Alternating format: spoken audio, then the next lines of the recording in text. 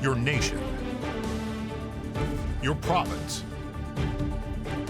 your southern Alberta.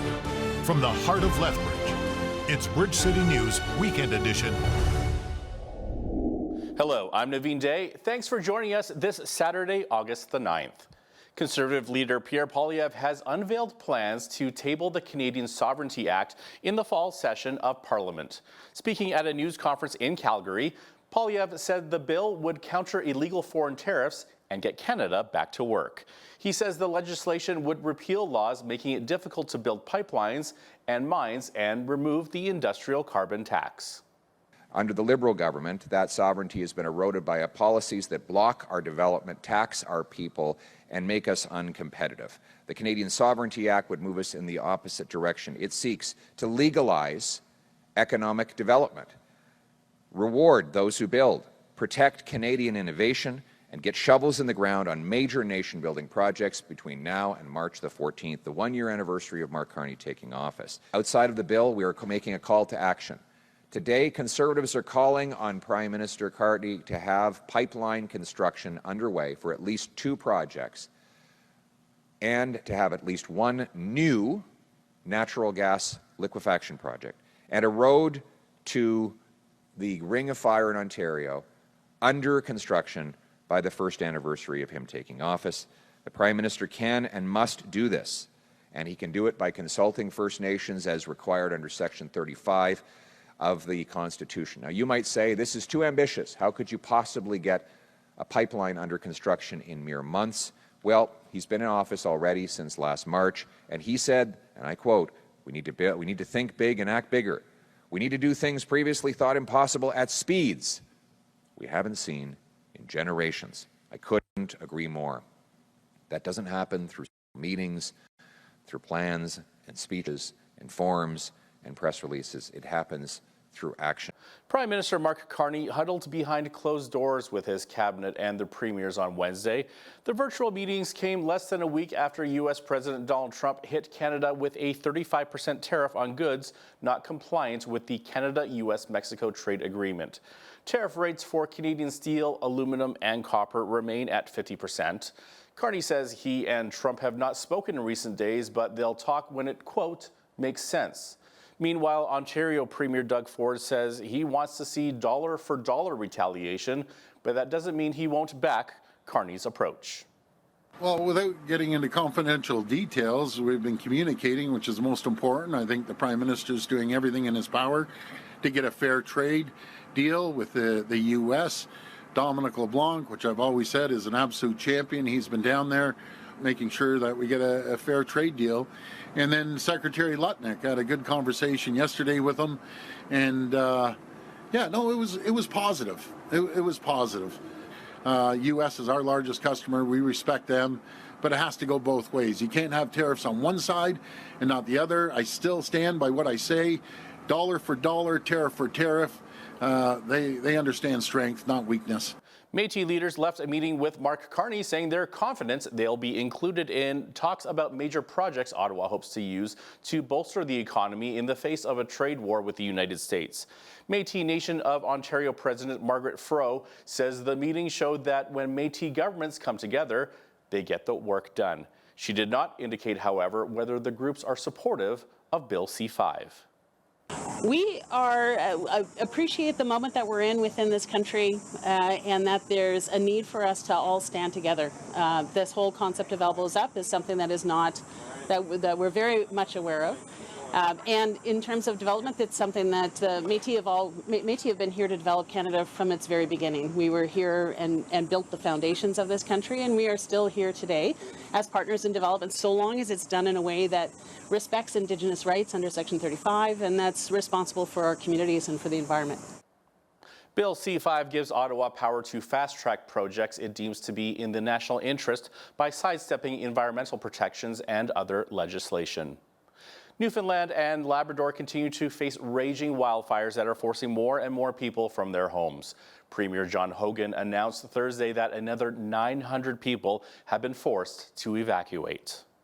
there will be an evacuation order for 2 more communities, Ochre Pit Cove and Salmon Cove. So individuals in the communities will be ordered to evacuate, and they will be asked to move and register at the in Carbonear at the Carbonear Academy. So happy to report, as I suggested, that the request has been approved, and the Canadian Armed Forces will now be deploying a reconnaissance element to assist and assess the wildfire situation to determine how the armed forces can best support our requirements right now.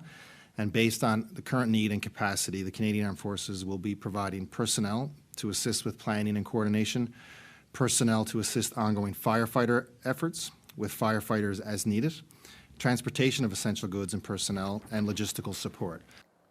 Roughly 300 Canadian military members are currently helping with fires in Saskatchewan. As of Thursday, there are about 3,000 scattered evacuees in the Prairie Province. Teachers are among the most trusted figures in our society. Parents rely on educators to model fairness, professionalism, and compassion. In this interview, we hear the story of a couple who were suspended and then terminated from their teaching roles, not because of misconduct, but for exercising their charter-protected freedom of conscience. Here is part of my interview with Haddam Kerr, the lawyer representing the couple. Their stories are different, but operate in parallel. Matt Alexander, for him it started in April of 2023 when he was called in for, he was placed on leave without further explanation. He was eventually called in for an interview. The interview lasted several hours where he was asked questions on a broad range of topics relating to his connection, real, alleged, or perceived, to a number of individuals, including his son, including other groups with which he has no actual connection with. For Nicole Alexander, in May, she had come to school one day, and she was about to enter her kindergarten classroom that she teaches, and she noticed a Pride poster on the door. She hadn't put it there. There was no earlier communication about them being required. So she didn't notice a similar one on any of the doors immediately next to her classroom, so she just took it off and put it in one of the cupboards in her classroom. Later that day, she was called into the office where the principal was waiting with a superintendent, and she was notified that she was being put on leave. Wow. Yeah, so that ultimately culminated in their termination after they were asked to affirm their commitment to the school board's policies, which is, would otherwise be a reasonable request, except the school board policies included a term that they have to celebrate and affirm certain issues. And in particular, what the Alexanders took issue with was the idea of celebrating and affirming LGBT issues. Both Mr. and Mrs. Alexander are faithful Christians and have been for their adult lives, and they see that as contrary to biblical sexual morality. So normally in cases like this, where teachers have a very clean record or a very positive history, in cases like this, the teachers' union would intervene. So what happened? So their union launched a grievance. However, the union ultimately decided that they would not be advancing the grievance to arbitration, and so and they were unwilling to take it to arbitration and argue about the charter rights and human rights of Matt and Nicole Alexander. The Edmonton Police Service says it has laid 2 charges against the chief of the Tsuut'ina First Nation in connection with 2 historical sexual assaults. In a news release Thursday, the police said the allegations against 71-year-old Roy Albert Whitney involve 2 adult males and date back to separate incidents in 1994 and 2005. In the early months of 1994, it was reported that a 33-year-old man was sexually assaulted near 178th Street and 87th Avenue in West Edmonton. Then, in the summer of 2005, it was reported that a 38-year-old man was sexually assaulted just a few blocks north near Stony Plain Road and 178th Street. Whitney was arrested in Calgary and charged. In a statement posted to the Nation's website, Whitney called the allegations false and without merit, but police said there may be more possible victims. They ask anyone who believes they may have been victimized by the accused to contact EPS at 780-423-4567. The province is taking action against predatory tow truck drivers. Now, these drivers will show up at an accident scene and pressure car owners to use their services and make it sound like they don't have a choice. But Alberta Transportation Minister Devin Dreeshen says that has changed. That's why we will now be requiring tow trucks to stay at least 200 meters away from a collision scene unless instructed otherwise by police or the driver of a damaged vehicle. Now, the changes include a fine of $1,000 to tow truck drivers who enter that exclusionary zone, and that includes dispatchers or others who instruct drivers to cross the exclusionary zone.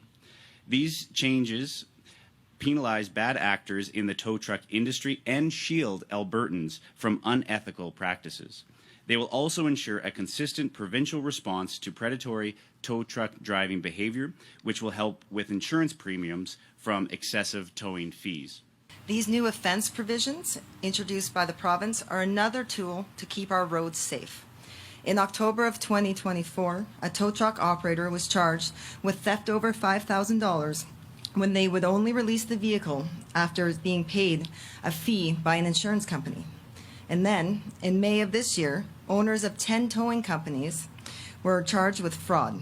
During this investigation, police discovered that numerous tow truck companies in Edmonton were reportedly fraudulently billing insurance companies for services that were not provided. Police learned these companies were allegedly inflating bills, including charges to insurance companies for upwards of $5,000 for basic collision tows. Police estimate that these 10 companies have cost over $200,000 in fees that affect the insurance rates of all Albertans. There's more to come from around Alberta, so stay with us.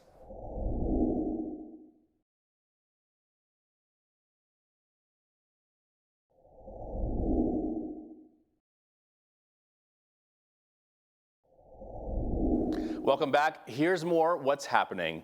Lethbridge have charged a semi-trailer driver involved in an incident with Whoop-Up Bridge. On Wednesday morning, a semi-truck with a flatbed loaded with 2 excavating vehicles was traveling to a West Lethbridge construction site. The driver made a wrong turn into Indian Battle Park and proceeded under the Whoop-Up Bridge overpass, striking the bridge girders and eventually becoming stuck. Significant damage was done to both the bridge and excavating equipment being hauled. The driver contacted police immediately, who attended and closed the east and west lanes of Whoop-Up Drive. The bridge was reopened later that morning with fewer lanes operational.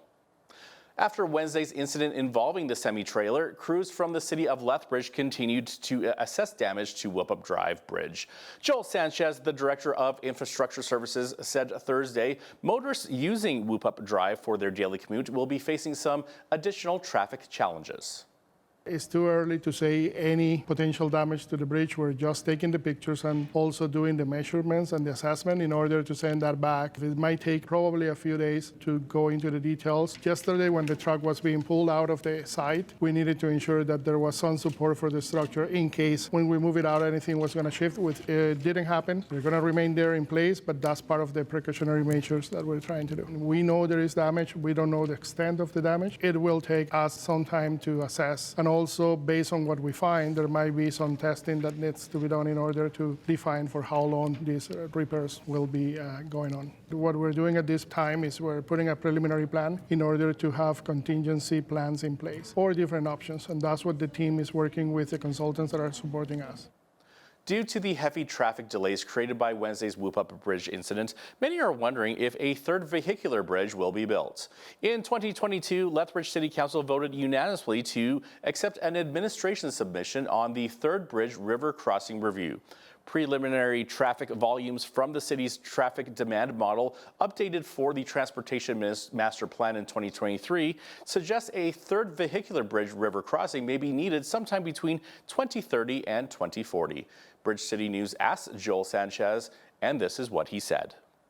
The only thing I can comment about the third bridge is that the currently plans that we have is to have a preliminary design by 2027. That's still happening. In 2027, we will have a consultant that will be doing that. But if there is a need to do anything like that type of proposal, it will be part of the new CIP that will be presented to the new council in the fall of 2026.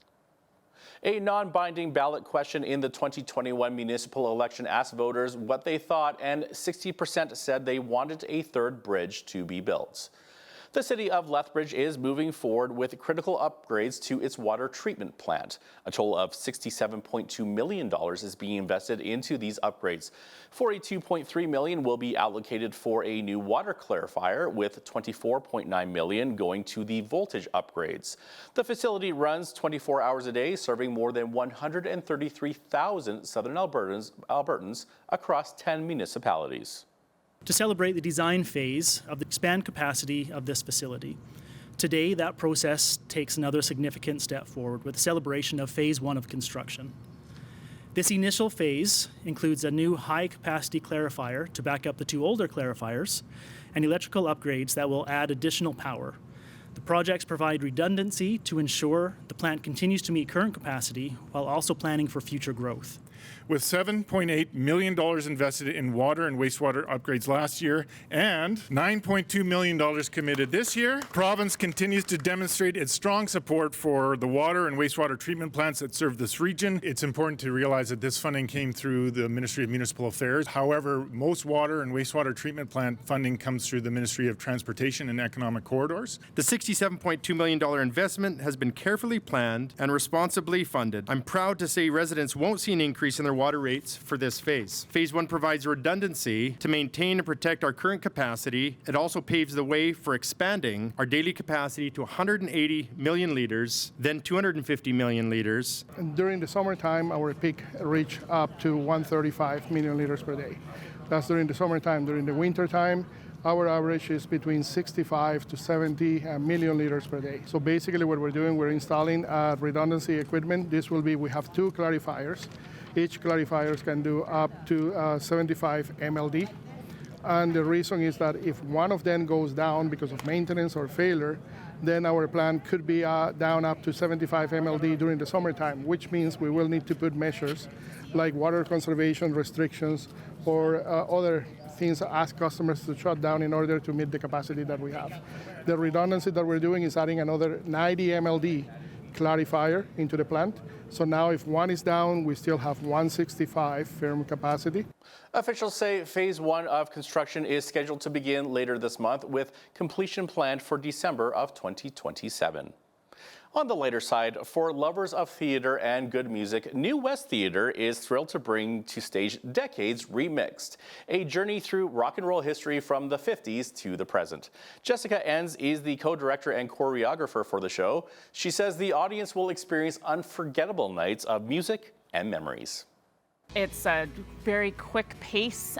We go through from 50s, 60s, 70s, 80s. We've got something for everybody. One of the acts has a lot of medleys that have just sort of snippets of different songs pieced together, and then another act has the full meal deal, allow people to kind of really soak up the entire experience. Piggybacking off of what we were talking about of different years and different groupings of working with people, I think that the timing is quite nostalgic too. Like, I think there's been 2 shows in the summer or 1 show in the summer, but it's a mainstay. And I think that people expect the review show at that time, but then it's also just sort of everyone circles back and you get to come home around that same time. I think our demographic is everybody, because we span from 50s onwards. So there's definitely something for every single music lover. And summer is a kind of fun, breezy, sort of more rock and roll kind of time. This is like big laughs, big songs, big power ballads, because of course the 80s are part of the show, and a lot of great tunes. And then peppered in are some comedy sketches and some fun costumes. Beautiful and fashions costumes. Designed by our costume designer, Teresa Hayburn. It's exciting, I think, to evoke, evoking music nostalgia for the audience. It's getting back together with some people and putting these shows together, because we've got the numbers, but we also build a lot of the comedy ourselves. It's a really sort of do-it-yourself, put it all together as a company experience that's pretty wonderful. We have songs going all the way back to the 50s And the most recent song is 2024. There's going to be songs that your 12 or 13-year-old might not recognize from the 50s. There's definitely going to be songs that grandma's not going to recognize from 2024. So grandma should probably bring the 12-year-old so that they can tell each other about what's going on. Looks like fun. To get tickets, you can visit newwesttheatre.com. The show runs until August the 23rd. The Coaldale Summerfest is back. Residents and visitors can celebrate this time-honored event featuring music, food, family fun, and local pride. Clayton Vargasy, Community Experience Manager for the town of Coaldale, says this year's theme is Proudly Canadian, Locally Driven, which celebrates Canada's rich culture and reflects tradition with a patriotic twist. One other new thing this year is we're actually adding a third indoor family zone. Then they're also going to do tours of the fire hall as well. It includes our long-standing candy parade. It leaves from R.I. Baker, and on Friday we have a movie in the park, and then on Saturday things kick off with a pancake breakfast. Following that's the candy parade, and there's a food bank barbecue fundraiser. And then this year is a little unique. We're partnering with Ride for Dad and the fight against prostate cancer, and they're helping bring the Roadhammers to Summerfest, so they'll be our headliner this year. With Ride for Dad, we're really excited to be partnering with the town of Coaldale this year, bringing in the headline act called the Roadhammers for the concert night on Saturday, August the 9th. This is the 25th anniversary of Ride for Dad nationally. Ride for Dad raises funds for prostate cancer research and awareness. In the 25 years that we've been around, we've raised $43 million so far, and we're so happy that the town of Coaldale wanted to partner with us and to bring awareness, involvement with Ride for Dad here in Coaldale, and to spread awareness in the community. The Coaldale Summerfest is on now until Sunday. Each year, Lethbridge's famous Whoop Up Days kicks off with a parade. Wednesday morning, Lethbridge District and Exhibition announced this year's parade marshal, or shall I say parade marshals. The Morris family has been selected to lead this year's procession. Now, not everyone is familiar with the family, but if you live around southern Alberta, you've definitely seen many of the family-owned Gas King locations. The family has supported many community organizations over the past 40 years, including Whoop Up Days since 2001. We've supported the Lethbridge Hurricanes, the Bulls. We've given money to Helen Schuler Nature Center, the Galt Museum. We've given money to the Lethbridge College. Also, last fall, we've pledged $150,000 to the Chinook Regional Hospital Foundation for their Bringing Hearts Home campaign. I'm from Picture Butte, not too far away, born in Lethbridge here. Been to the parade many, many times. Been to Whoop Up Days hundreds of times, well, many times. And went to Whoop Up Days, Midnight Madness as a kid. So when we were approached about 25 years ago about selling tickets to Whoop Up Days, we were very happy to do that, and we've been doing that ever since. This year, our theme for the Whoop Up Days parade is Hometown Heroes, and when we started to evaluate who met that criteria, one of the names that jumped to mind for us were the Morris family. They have been known to us here at Lethbridge and District Exhibition and through Whoop Up Days for 25 years. They've been supporting our event, but this is really a story about what they do throughout the community as a whole. This is a company that not only employs local people and gives back to our community in that way, but is also so charitable and so giving in everything that they do. And the number of organizations that they support in the city is a laundry list. It goes on for a long time. Everyone from the Community Foundation to the Chinook Regional Hospital to the Hurricanes and the Bulls. And it just keeps on going. And so when we talk about someone making a difference in the community and someone that deserves a little bit of that spotlight, the Morris family and Gas King jumped right to mind. The iconic start to Whoop Up Days gets underway at 9 a.m. on August the 19th at Park Place Shopping Center. Coming up after the break, many people enjoy dancing, but some of us aren't really good at it. Other than the Macarena, the Bird Dance, or even the Carlton Dance, don't expect me to tear up the dance floor. But when it comes to kids, it's a different story. We all know it's fun, but how beneficial is it? Don't miss Jeanette Roche's interview with a dance instructor that has students of all ages dancing up a storm. And if you're watching us online, that full interview is available on our YouTube channel.